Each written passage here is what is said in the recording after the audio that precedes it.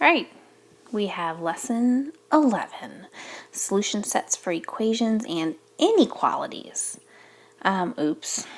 Sorry. Equations are always equal signs. Inequalities are greater than or equal to, less than or equal to, greater than, less than. 4 options. Okay, equations and inequalities. First of all, example 1. Consider the equation x squared equals 3x plus 4, where x represents a real number. Are the expressions x squared and 3x plus 4 algebraically equivalent? No. I mean, you can plug in a number for this and this and see if the left side equals the right side. You could try to solve it, which you haven't learned how to yet, so please try not to do that quite yet. But they're not equal. When I ask if they're algebraically equivalent, are they equal? Okay, there's nothing that I can put in for x. There's nothing I can input into x to make those things equal. So the following table shows how we might sift through various values to assign to the variable symbol x in the hunt for values that would make the equation true. So we're just random, willy-nilly, picking things that could possibly be x, plugging them in to see if it works. Boom, it worked, and that's it. I got nothing else, okay? Could we actually sift through all the real numbers in number land? No, we can't actually sift through all the real numbers when we try to figure out if that's true or not. The table would be too big.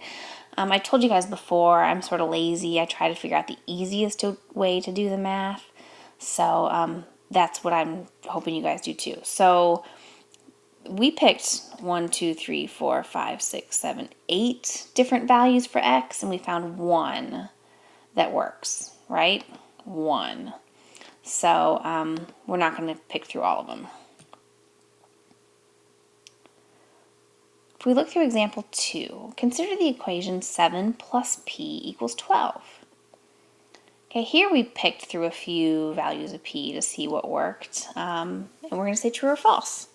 So I have p equals 0, 7 plus 0 equals 12, that's false. P equals 4, 7 plus 4 equals 12 is also false. How about p equals 1 plus square root 2? So we have 7 plus 1, plus root 2 equals 12. Also false. P equals 1 over n.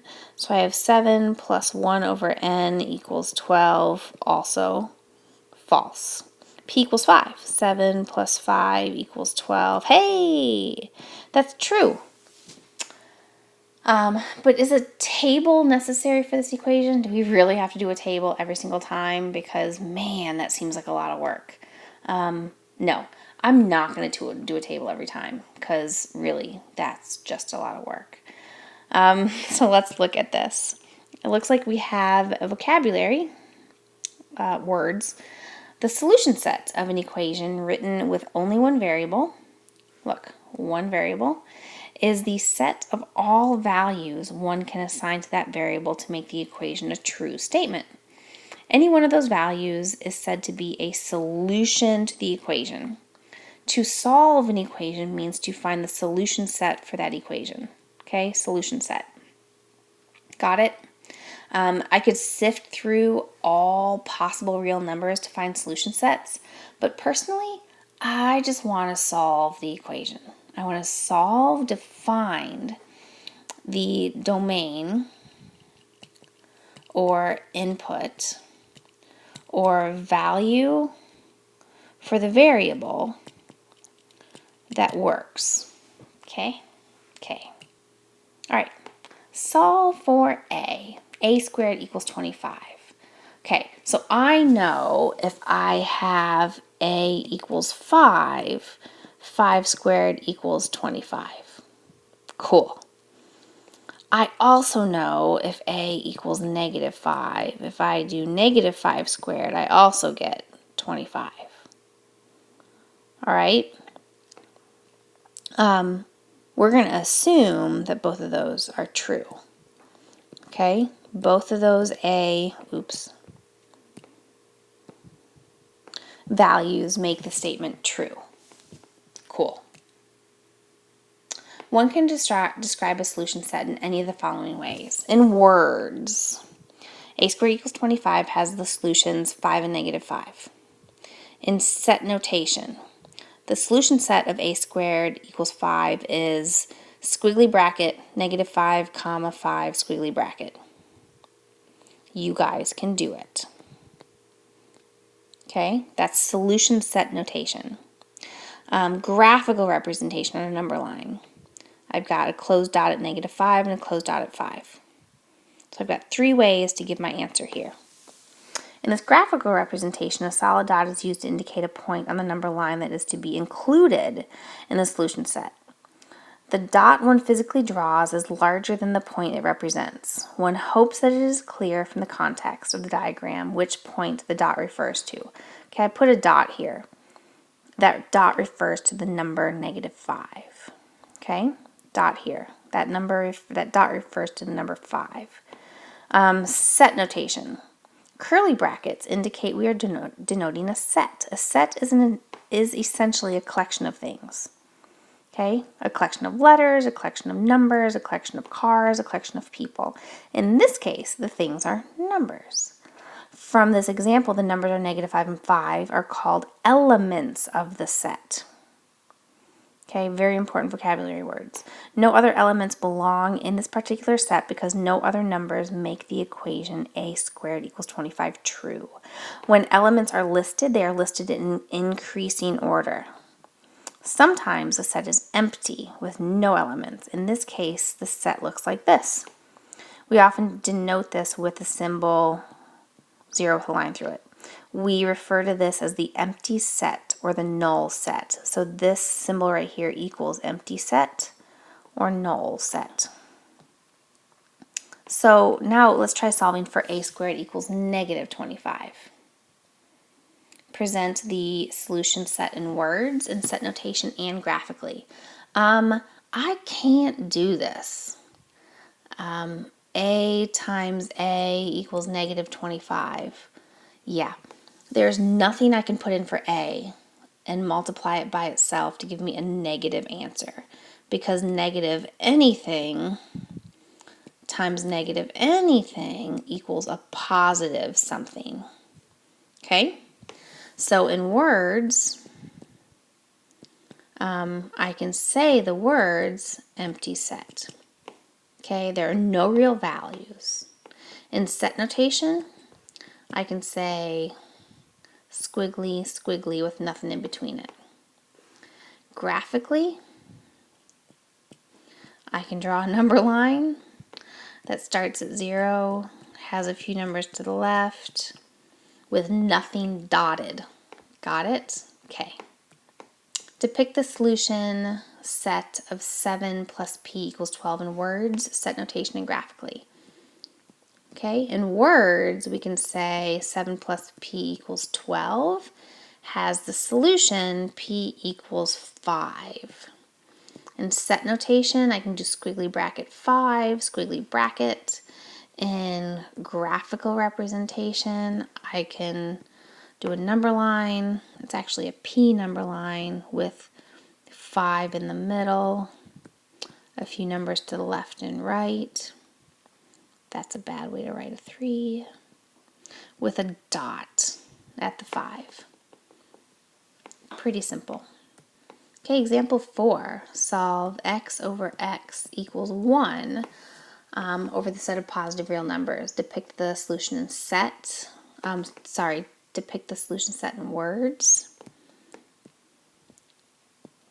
in set notation, and graphically. So in words, no matter what I put in for x over x, I can put anything in for x. Because if I put it in the top and the bottom, I don't know, I could put in 0.2 and 0.2. No matter what I put in the top and the bottom, I'm going to get a true statement. So in words, the solution set is all positive real numbers. That says numbers. Let's try that again. Numbers. All positive real numbers. In set notation, this one's new. I'm going to do squiggly line. X is real such that x is greater than 0. Right? And then graphical representation. Number line.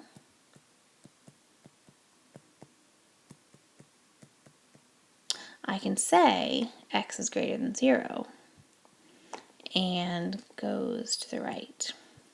It's actually easier if I do this.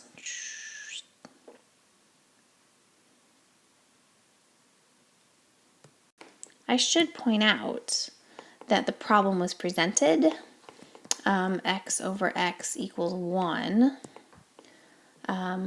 over the set of positive real numbers. So that was given to us in the beginning. I didn't point that out.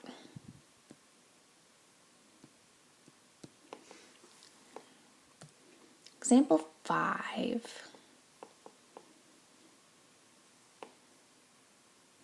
So solve for x times 3 plus x equals 3x plus x squared. So solve for x. We should assume we're considering solutions from the set of all real numbers. Okay, that's always a good assumption as we begin our algebra journey. We could draw a table to sift through the possible solutions. Not my favorite way to go. The distributive property says that the left side of the equal sign is actually equal to the right side of the equal sign, which is very important. So no matter what I put in for x, when the left side equals the right side, no matter what I plug in for x, the left will equal the right. Okay, because it's the distributive property, because it says that x times 3 is 3x, and then x times x is x squared, the left side equals the right side. No matter what I plug in for the left side, I'm going to equal the right side, which is just really interesting, right? So no matter what I do, so in words, I can say that my answer is all real numbers.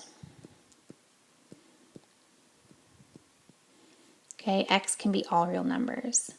In set notation, I can say that x such that x is real. And then graphically, I would get a number line, and I'm going to change colors here, and I would highlight that entire number line, which is pretty cool. So moving on to exercise 4, to actually solve for a. So solve for a plus a squared equals a times a plus 1. Describe carefully the reasoning that justifies your solution. Describe the solution set in words, set notation, and graphically. Here we see once again that the left side equals the right side. If we look at the right side, we've distributed the a through the parentheses and we get a squared plus a. So we know here in this fact that we have what's called an identity. If I were to give you my solution in words, by the distributive property, we have a plus a squared equals a times a plus 1. This is a true statement. So no matter what value I assign for A, by the commutative property, it's a true statement. The left side equals the right. So all real numbers is what you could put in for A. In set notation, I can say this symbol right here, which means all real numbers. And then graphically, I could do the same thing that I did earlier. I'm going to change colors. Let's do this. I actually highlight the entire number line to show that every value works quite well. And I have another vocabulary word for you guys. Identity is an equation that is always true, and this here is considered an identity. So exercise 5, identify the properties of arithmetic that justify why each of the following equations has a solution set of all real numbers. If I look at the left and the right, I just distributed that information. So the distributive property works here. Distributive property. From here to here, it looks like we just changed orders. That is the commutative property. And then looks like here to here. It looks like I used a distributive property, and then I also switched the orders of these things. So here I can say distributive property and commutative property. To be precise, it's the commutative property of addition.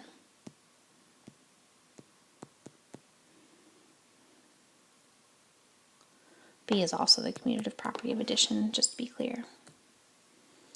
Now we can practice a little bit. Create an expression for the right side of each equation such that the solution set for the equation will be all real numbers. There's more than one possibility for each expression. Feel free to write several answers to each one.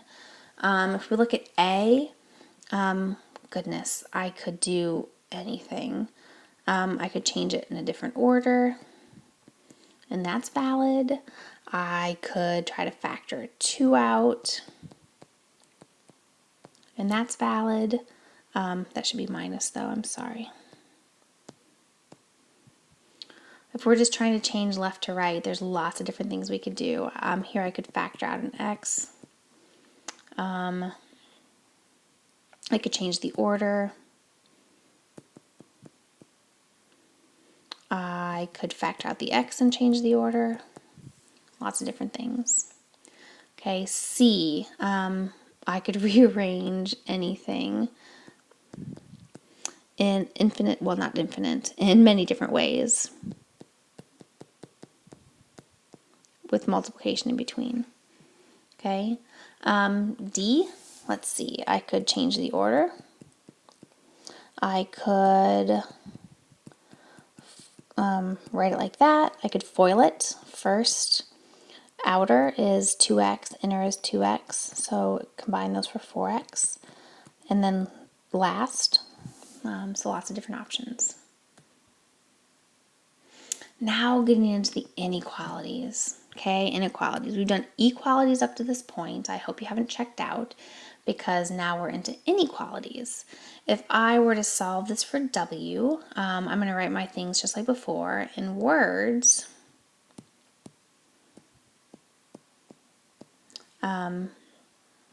In set notation and graphically. So W plus 2 is greater than 4. What could I plug in for W to make it greater than 4? Well, W must be greater than 2 to make the left side of that equation greater than 4, correct? In set notation, I would have to say W is real such that W is greater than 2. And then graphically is actually, I think graphically is the easiest. I'm just going to say W is greater than 2. So I have an open dot at 2, and anything bigger makes that equation a true statement. Solve for b. B squared is greater than or equal to 9. Describe the solution set using just a number line. Okay, they're just asking for a number line. So what can I plug in for b to make it greater than 9? I know if I do 3, if b were equal to 3, it would work. So if b were greater than 3, it would be a valid statement. What about when b is less than or equal to -3? So b squared has to be greater than 9. If I plug in 3 or 4 or anything greater than 9, it makes the statement true. 4 squared is 16, 5 squared is 25, etc., etc. But what if I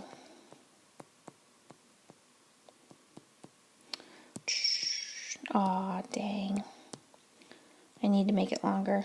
Please excuse that arrow. I tried to erase it. It doesn't work.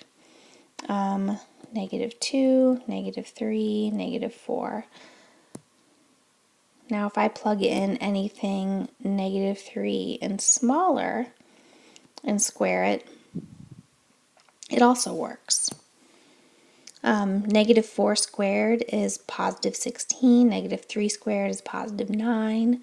All of those things make it a true statement. Okay? What's the solution set to the statement sticks of lengths 2 yards, 2 yards, and L yards make an isosceles triangle? Okay, isosceles is equal, equal. So sticks of 2 yards, 2 yards, and L yards make an isosceles triangle. Well, I know that these are already equal, so they have to be there. So really, what is this value? If I draw a number line here, I know my value has to be positive. 1, 2, 3, 4, 5, 6, 7. And I actually know my value has to be positive, and it actually has to be between 0 and 4 for that triangle to work. It can't be 4, because if it was 4, if this measurement right here was 4, that means these sides would be flat, straight. 2 and 2, right? 4. These would be flat out, and it would no longer be a triangle. So it has to be somewhere between, this base has to be somewhere between 0 and 4. Not including 4, has to be just a tad smaller than 4 and just a tad bigger than 0 for that to work. So graphically, there is my answer.